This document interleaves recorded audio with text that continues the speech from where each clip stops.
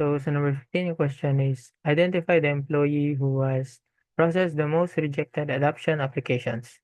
First is, yung tag-select, then kuha na to ang first name, then employee nga last name, and atong i-count ano as rejected applications from transaction details na table, then atong i-inner join sa employees on employee details ID, see that ID where TD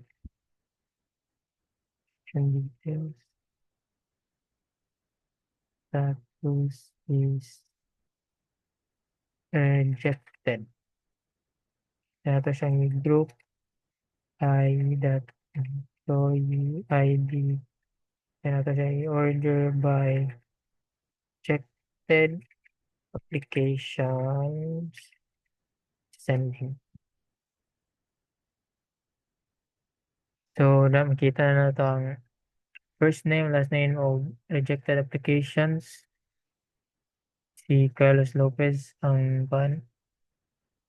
pinakadagan og na-reject nga adoption letters.